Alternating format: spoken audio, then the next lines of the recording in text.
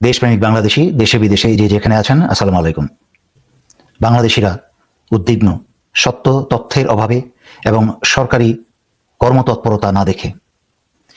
এর মাঝেই চলছে ইসকন এবং আওয়ামী লীগের যৌথ তৎপরতা বাংলাদেশকে ব্যর্থ রাষ্ট্রে পরিণত করতে। আবার আমরা শুনছি তারেক রহমানের স্ববিরোধী বক্তব্য, যা অত্যন্ত দুঃখজনক।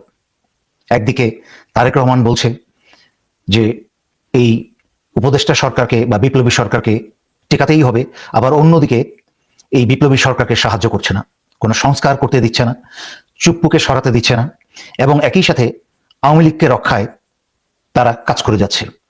ইসকনের বিরুদ্ধে কোনো স্পষ্ট বক্তব্য কিন্তু আমরা তারেক রহমানের কাছ থেকে শুনতে পারছি না।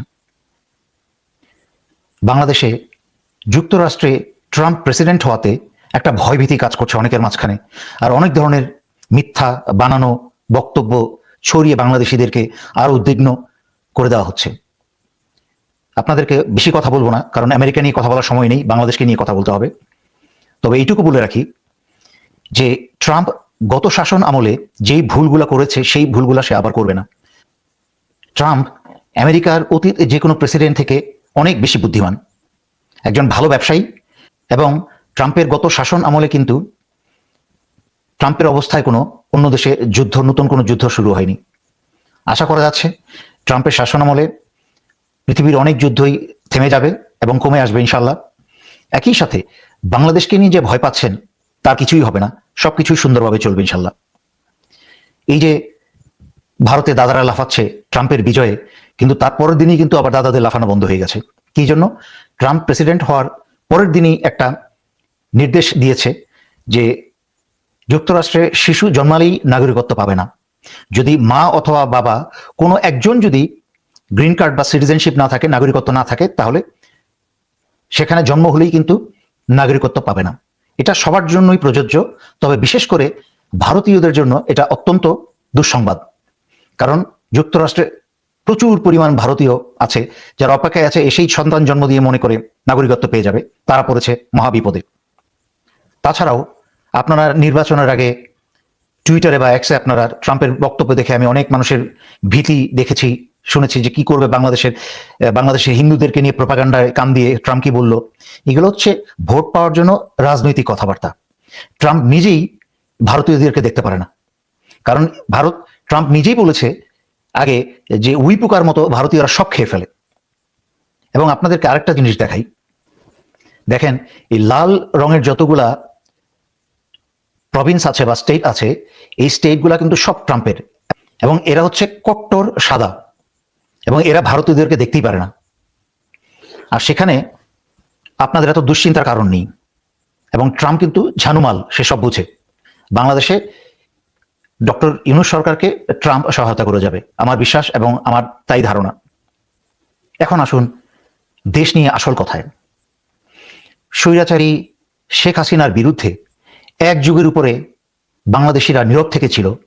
বিএনপি নাটক করেছে আন্দোলনের নামে, এবং গোপনে আওয়ামী লীগকে ক্ষমতায় থাকতেই সাহায্য করেছে। এই করে এক যুগের উপর সময়ে স্বৈরাচারী শেখ হাসিনা প্রতি বছরে বছরে আরো বড় দানবে পরিণত হয়েছে। আমরা কি সেই একই ভুলটা ইসকনের ব্যাপারে করব? ইসকনকে দানব হতে দেওয়া যাবে না। ইসকনকে জানতে হলে আপনাদেরকে একটা বই পড়তে হবে। এটার কিন্তু অডিও ক্লিপও ইন্টারনেটে আছে, যেটার লিঙ্ক আমি আমার ফেসবুকে দিয়েছিলাম এবং ইউটিউবেও দিয়েছিলাম। এই বইটা যারা পড়বেন, হেনরি ডক্টরস্কি, তার লেখা এই বইটা killing for Krishna, the danger of deranged devotion. Krishna নামে হত্যা এবং পথভ্রষ্ট অনুসরণের ভয়াবহতা। এই বইটা পড়লে আপনারা জানবেন কি ভয়ঙ্কর এই ইসকন সংগঠন আন্তর্জাতিকভাবে। এই ইসকনের ধ্বংসাত্মক কার্যকলাপ এবং নাগরিকদেরকে বিভিন্ন ধরনের লোভ, মিথ্যা কথা বলে প্ররোচনা দিয়ে তাদেরকে দলে টানা, এবং তাদেরকে হিপনোটাইজ করে তাদেরকে ব্রেইন ওয়াশ করা, এবং তাদেরকে পরিবারকে ত্যাগ করতে বাধ্য করা। শুধু তাই নয়, এই ডক্টরস্কির বইয়ে লেখা আরো অনেক গোপন কথা লেখা আছে, যেমন অর্থনৈতিক দুর্নীতিতে জড়ানো, মাদকের ব্যবসায় জড়ানো, এবং তাদের অন্ধ অনুসারীদেরকে ব্রেইন ওয়াশ করে তাদেরকে দিয়ে সিলেক্টেড টার্গেট বা যাদেরকে হত্যা করতে চায় সেই ধরনের হত্যাকাণ্ড পরিচালনা করা, যা কিন্তু বাংলাদেশে শুরু হতে আর বেশি দেরি নেই। তাই ইসকনকে অনেক দেশ কিন্তু নিষিদ্ধ করেছে ইতিমধ্যে। তার মাঝে জাতীয় নিরাপত্তা এবং সামাজিক ভারসাম্যের প্রতি এই ইসকনকে হুমকি হিসেবে দেখে অনেক দেশ ইসকনকে নিষিদ্ধ করে। 1977 সালে সিঙ্গাপুর ইসকনকে নিষিদ্ধ করে, অনেক নেতাকে গ্রেফতার করে এবং বহিষ্কার করে দেশ থেকে। 2016 সালে রাশিয়ার আদালত ইসকনকে জঙ্গি সংগঠন হিসাবে রায় দেয় এবং ইসকনকে নিষিদ্ধ ঘোষণা করে। কাজাকিস্তানে 1912 সালে ইসকনকে নিষিদ্ধ করা হয়। এমনকি যুক্তরাষ্ট্রে এবং কানাডার মতো দেশে ইসকনকে অত্যন্ত গোয়েন্দা নজরদারিতে রাখা হয়। ইতিমধ্যেই আপনারা অনেকেই জেনেছেন যে কানাডা সরকার ভারতের স্বরাষ্ট্রমন্ত্রী অমিত শাহকে একটা জঙ্গি হিসাবে আখ্যা দিয়েছে, ব্যাখ্যা করেছে, কারণ কানাডায় হত্যার সাথে অমিত শাহর সম্পর্ক আছে। অমিত শাহের নির্দেশেই কানাডার নাগরিককে হত্যা করা হয় এবং এই কানাডাতেও পর্যন্ত ইসকনের জঙ্গিবাদী শুরু হয়ে গেছে। যুক্তরাষ্ট্রের খ্রিস্টান অনেক দল আছে যারা ইসকনকে পছন্দ করছে না এবং ইতিমধ্যে তারা সংঘবদ্ধ হয়েছে ইসকনকে কি করে যুক্তরাষ্ট্রে নিষিদ্ধ করা যায়। তাই আমরা বাংলাদেশে আরেকটা দানব দেখতে চাই না। বর্তমান সরকারকে আমি অনুরোধ করব অত্যন্ত দ্রুত ইসকনকে একটা নিষিদ্ধ দল হিসেবে ঘোষণা করা হোক। মনে রাখবেন, ইসকনের সাথে হিন্দু ধর্মের কোনো সম্পর্ক নেই। এটা হচ্ছে আইসিসের মতো একটা জঙ্গি সংগঠন। আইসিসের সাথে যেমন ইসলামের কোনো সম্পর্ক নেই, তেমনি ইসকনের সাথে হিন্দুদের কোনো সম্পর্ক নেই। তাই ডক্টর মোহাম্মদ ইউনূসকে অত্যন্ত ডিসাইসিভ অ্যাকশন নিতে হবে, আর নয়তো বাংলাদেশে আরেকটা দানব তৈরি হতে যাচ্ছে। ইতিমধ্যে এই সরকারকে এবং এই জাতিকে ভারসাম্যহীন করতে ইসকন আওয়ামী লীগের সাথে মিলে প্রতিনিয়ত কাজ করে যাচ্ছে।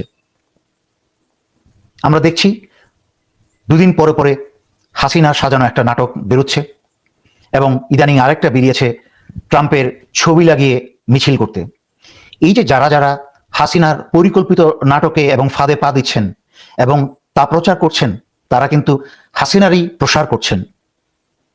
এসবকে গুরুত্ব না দিয়ে এসব প্রচার বন্ধ করুন, কারণ আপনারা যত বেশি প্রচার করছেন, হাসিনার এই যে উদ্দেশ্যে কাজটা করছে সমস্ত জাতির মাঝখানে একটা ভীতি সঞ্চারের, সেই ভীতিটা কিন্তু সঞ্চারিত হচ্ছে।